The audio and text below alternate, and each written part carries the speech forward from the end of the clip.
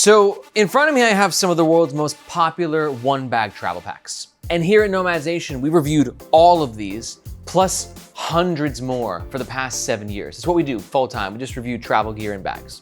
So in this video, I'm gonna run you through the cheapest to most expensive of the most popular travel bags in the market. But there's two important caveats you need to be aware of for this video. Number one, for each bag that I go through, I'm gonna give you my brutally honest opinion if the bag is worth it. And I'm gonna be harsh, harsher than I typically am on this channel. And the second thing to know is if at any point during this review, any of these bags interest you, you can find our full review linked in the description below. All right, so with this list, we're gonna start with the cheapest and slowly work our way up to the most expensive, starting with the Amazon Basics Travel Backpack. If you don't know, Amazon is a boutique company from Seattle, Washington. And they do a whole bunch of stuff, bit of a marketplace. They also have their own basics line. And in spite of the moderate size of the company, they're able to offer their bags at egregiously low price points. This one being 35 USD. Let's run over some of the bag's top features. We got a big old admin compartment, 1, 2, 3, 4 compression straps, suitcase style opening, the ability to expand, and these shoulder straps can stow away. Now for the question of should you look into this bag or should you avoid it?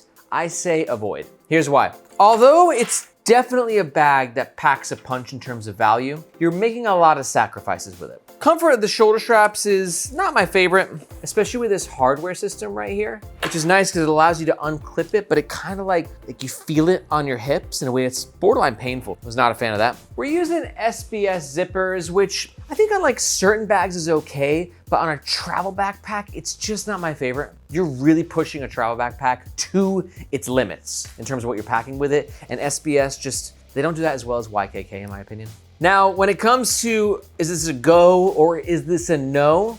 I'm gonna say for Amazon, it's a no for me, dog. Here's why. And just for me, when it comes to a travel backpack, like you wanna find the sweet spot of price to value. And you don't just wanna bottom out on the price point for the sake of bottoming out. A little bit extra investment can go a long way. So personally, I say pass on the Amazon Basics. But if you do wanna learn more about it, you can do so with the links in the description below. That's where we put our full review. Now from 35 USD, we're gonna bump the price point up to 50 USD. Next up, we got the Carry-on backpack from Matien, which is coming in at just under 50 USD. Matien's a Chinese brand that is just dominating on Amazon right now. This bag has over 13,000 reviews at an impressive 4.7 stars. Looking over the bag's top features, we got this slash front pocket here, admin pocket in the front, suitcase style opening. Again, we got some expansion as well. And as you can see here, the ability to stow away the shoulder straps. Now, as to whether this is a go or a no, this is also joining team no for me. Don't get me wrong, I acknowledge a lot of great reviews on Amazon. This is a bag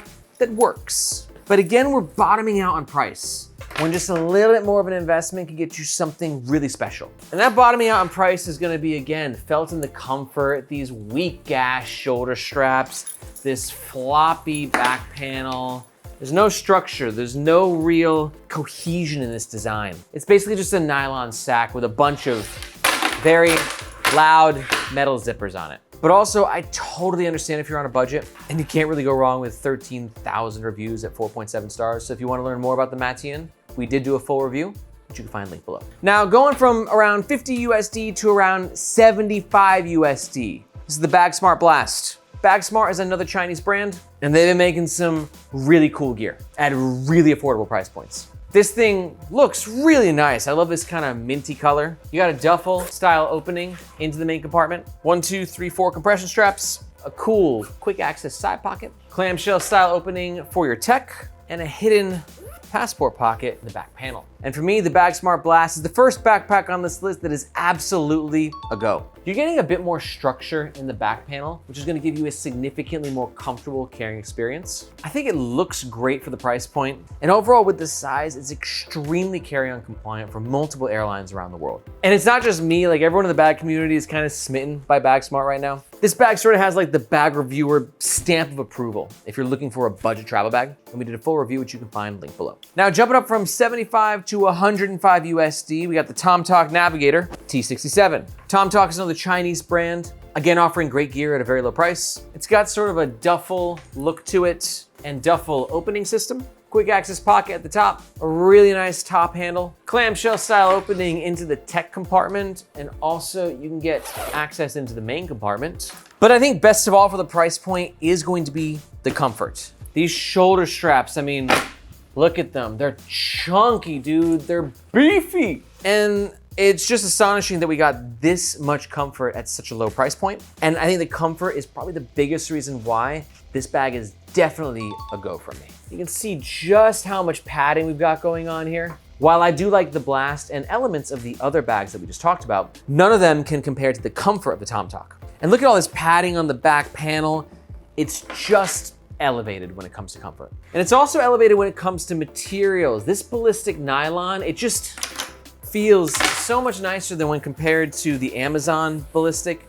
This has got a nice gloss to it. It just feels incredibly durable. So it means, you know, at around $100, you're kind of getting like a premium feeling bag, but without having to spend like $200 or $300. If you want to check out the full review of the T67, link below. Now going up from around 100 to around 125 USD, Osprey.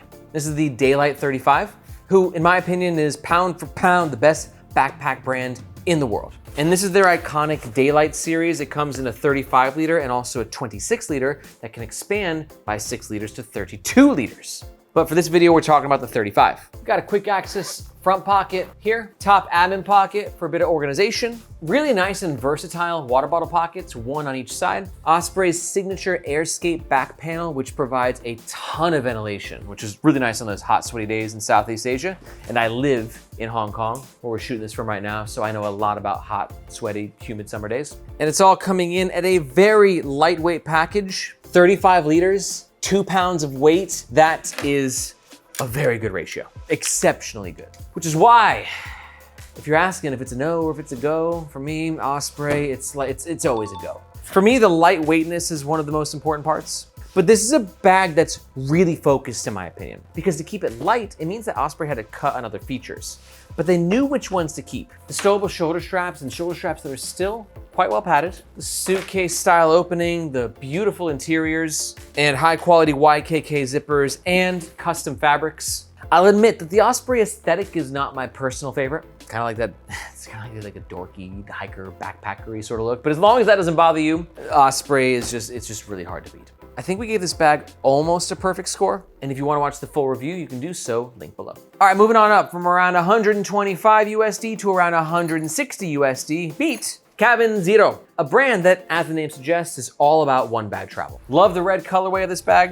Not as crazy about the external MOLLE system, but for a lot of people, it can be quite valuable. Beefy handles, both on the side and on the top. Load lifters, a rarity for a bag at this price point, really helps to increase comfort. Number 10, YKK zippers get you into a very minimalist main compartment. And did I mention I just love this color red? They call it Marrakesh, and it's fucking beautiful. But while I do like a lot of things about this bag, in the no or go category, it's gonna be a no for me.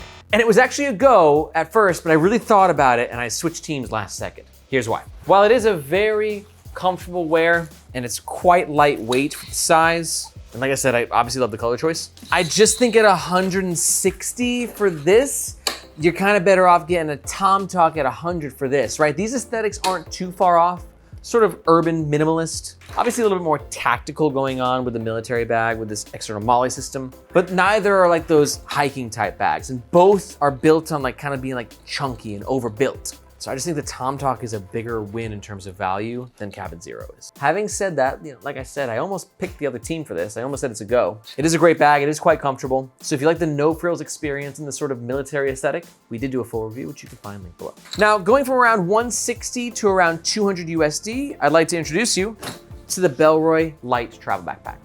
And once we start to hit 200 USD, you're gonna see a bit of a fork in the road, where all these bags that I'm talking about, they all really work, especially the ones that I'm giving the thumbs up to, right? The goes. But once you start seeing a 2 in the front of the bag, in terms of the price point, you're gonna see and feel higher quality across the board, in terms of fabrics, in terms of materials, and just the overall aesthetic. Like this beautiful light travel backpack from Bellroy.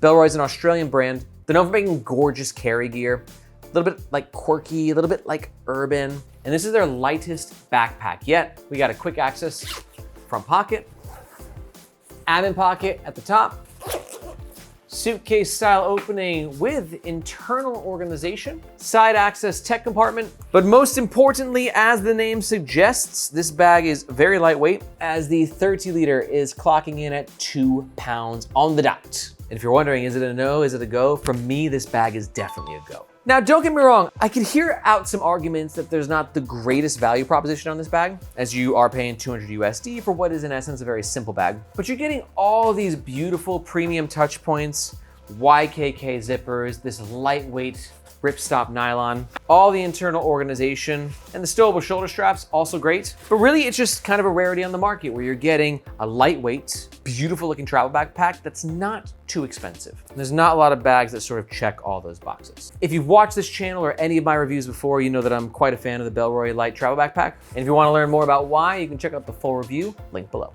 Now moving up from around 200 to around 235, meet the Cotopaxi Allpa 35-liter travel backpack. Cotopaxi is a US brand, and they're known for making really overbuilt travel bags in a great way that are quite weather resistant and very colorful. Like this bag right here. This is a bag that has a really weather resistant face, quick access top pocket, a very comfortable harness system, well ventilated back panel, and an included hip belt. Plus you got suitcase style opening with a bit of internal organization and a single water bottle holder. But while I like the Allpa, I have to say I personally don't love it. So for me, it's a no. A few reasons why. First of all, I was literally just at the Ho Chi Minh airport 2 days ago, and the dude in front of me had this bag.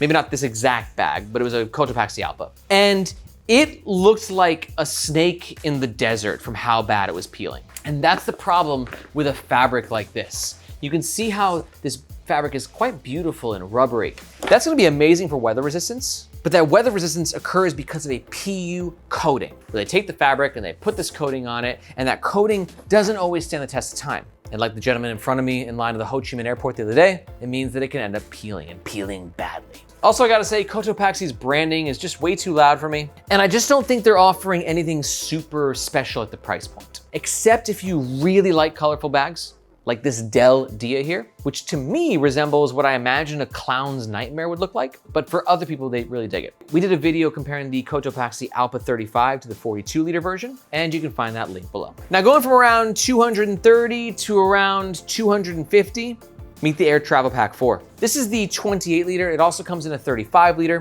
35-liter I think is around 260 as of recording. They're probably one of the best backpack brands in the world. They're sort of like in between like micro brand and mainstream brand as they're getting more and more popular. They're from San Francisco and they're known for their killer techie aesthetic. This is the new version with 2 water bottle holders, a minimalist top admin pocket, really impressive tech protection and organization, big old quick access pocket at the top, and an insanely comfortable harness system, like the trendsetter, I think, in regards to comfort. So much chunk, so much padding, and some load lifters as well. Sternum strap, well padded back compartment. It's just a very cozy wear. As for whether or not it's a no or a go, this is definitely a go from me.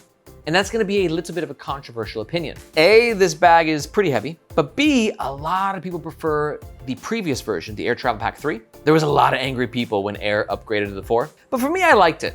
I like it a lot. It's more minimalist. These water bottle holders are so much better in my opinion. I don't need all the compression straps. It's just a sleek, urban bag that's really cozy to wear, even though it is a bit heavy for my taste. This is one of the biggest bag drops in the last few years. The comment section blew up when we published this bad boy. And if you wanna learn why, be sure to check out our full review, link below. Moving up in the price point from around 260 for Aer. Now we're around 280 for the Nomatic Travel Bag. And Nomatic is one of the OGs in the micro brand bag world. Right now, all these bag brands are crushing it on Kickstarter, and Nomatic was one of the originators. They were one of the innovators. They've been killing it on Kickstarter for over a decade. And this was their first bag. And let me tell you, it's got features galore. It's basically a duffel that's fused into a travel backpack. You got clamshell style access into the main compartment, a well-organized side panel compartment, a very well-ventilated compartment on the side, ideal for your shoes, and overall a very business-friendly aesthetic. But while I deeply respect Nomatic, this particular bag is a no for me. Here's why. While this bag is feature heavy, I mean, it's pockets galore. For me, those features look a lot better on a specs sheet or a landing page than they actually function in real life. Comfort's a bit meh on the shoulder straps, and because this back panel also has to act as a duffel, it just doesn't work very well for me. Like it's a bag that's making a lot of compromises because it's trying to do two things, duffel mode and backpack mode. And because it's trying to do two things, no thing ever ends up winning, so everything in this bag just feels like a compromise. Plus at this price point, I just like to see higher quality materials. No YKK zippers, no Duraflex or Woojin hardware, no name brand fabrics. It's a bag that I think has some cool tricks, but those tricks end up feeling more gimmicky the longer you actually own it. But I will admit, Nomatic's warranty is epic. If any of the bag breaks on you, they are notorious. They are very well known to just send you a replacement like right away. So there's still some great things about Nomatic. I still love them as a brand. Fun fact, their jackets and their shorts and their pants are cream of the crop. But also, a lot of people love their bag, and if you want to learn more about it, you can do so, link below. Now moving up from around 280 to around 300, meet the Peak Design Travel Backpack, 45 liter. And just like Nomatic, Peak Design is one of like the godfathers in the world of boutique bag brands. They have raised tens, if not hundreds of millions on Kickstarter with their collections that have sort of redefined the category. And just like Nomatic, Peak Design is also very feature heavy. I adore Peak Design's fabric game, and this blue is just fucking stunning. We've got a really nifty expansion system, dual water bottle pockets, the best stowable strap system I've ever seen, which also stows away the included hip belt, quick side access into the main compartment. And again, look at just how beautiful the materials are, especially on the inside of the bag. Peak Design is not lying with their name. Like the designs of their bags are next level, the materials that they use are next level. So it might seem strange that for me, this bag is a no, but allow me to explain why. On a personal level, I just think that feature heavy travel bags kind of suck. It's one of those things that you think you're gonna use and need, but then you realize that more features equals more weight, and more weight equals a travel experience. But that's just me. Like some people like a feature heavy travel backpack. But one thing that's more universal with this bag is the lack of comfort. You see these shoulder straps? They're just not the best. There's not a ton of padding going on here. And while I love this stowable magnetic back panel solution, like it's truly unbelievable. But while I do love it, it has compromises. Like to be able to do this and this with the shoulder straps, these shoulder straps can't be as thick or chunky or padded. And it's not a very well-reviewed bag in terms of its comfort. And it's also just a freaking tank. Very heavy, coming in at just under 5 pounds. I will say this is not the opinion of many. This is one of the most popular premium travel backpacks on the planet. And you'll find plenty of people who think that I'm bat crazy for having that opinion. So if you're one of those people, it's totally understandable, and you want to learn more about this bag, you know where to find the full review. Now for the last bag, we're going from around 300 USD to around 380 USD. Meet the Pakt 1. Based in Bozeman, Montana, Pakt has been innovators as well. They made one of the best travel duffels in the game. And then over the years, their travel backpack has sort of evolved. And then in this last design, an update, it's actually brought over some of that Pakt 1 duffel DNA. And now this is the Pakt 1 travel backpack. And it's pretty freaking good. Love the fabric being used. Quick access front pocket, has a lot of volume in it. Admin pocket, multiple access points into the main compartment. And a main compartment that, you know, again, is quite innovative. As you can see, you've got this sort of duffel divider system. You can throw your clothes on one side, tech and toiletries on the other, laptop in this sleeve in the middle. It's cool. I've never seen a bag that's quite designed like that. Also, you got an included hip belt and stowable shoulder straps. Pakt makes some great bags, but I gotta say for me personally, this is not one of my favorites. So I gotta give it a no. Again, it's just too feature rich for me as to where it's more overwhelming than it is actually helpful. It's not light, and I just don't love the Pakt shoulder straps. You got like, they're very hard, very dense, which works for some people, just not my cup of tea. Remember, I read every single comment that's ever left on this YouTube channel and respond to like 95% of them as well. I know what bags are considered comfy by the community and what bags really aren't. This one, not so much. But I will admit, it looks absolutely stunning and is sort of a one-of-a-kind design. And we did a full review. If you want to learn more about it, you know what to do. Now, if you are still watching this, you might feel a little overwhelmed with all the options in the market. Because I don't know if you know, but I had to tell you that here at Nomads Nation, after reviewing hundreds of the world's best travel bags, I decided to take on the challenge of making my own travel bag. And I wanted to tell you about it real fast. This is the Firo Levo. At Firo, we are on a mission to help modern professionals feel streamlined and focused.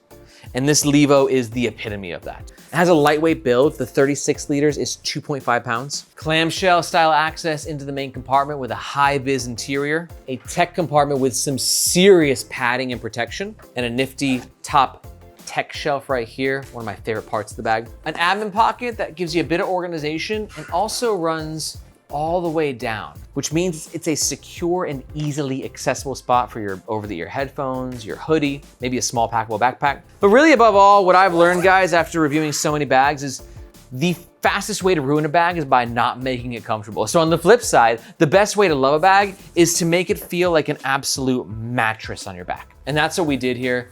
Load lifters, the chunkiest shoulder straps on the planet with a beautiful silky neo lycra that gives it sort of a marshmallowy feel, plenty of ventilation on the back panel, and the option to add the additional hip belt as well. If you want to learn more about the Firo Levo, you can do so with the first link in the description or at firo.co. But bags that I have made aside, let me give you my top 2 recommendations. Recommendation number 1 is I'm on a budget. I think the Tomtoc and the Bagsmart are pretty much so head-to-head. But the Tomtoc prices have been kind of creeping up ever so slowly. And Bagsmart have stayed pretty low. And like, I've used the crap out of this bag, and my sister, who's also the host of our sister channel, Gear for the Girls, she used this bag and it's actually her favorite travel backpack of all time. And I'm seeing more and more reviewers say that. It's just so fun and it just freaking works and it looks great and it's less than 100 USD. But let's say in the situation that you want to step up the game a little bit and you want to go into premium territory. The Aer Travel Pack 4 is basically, it's just setting the standard when it comes to premium bags.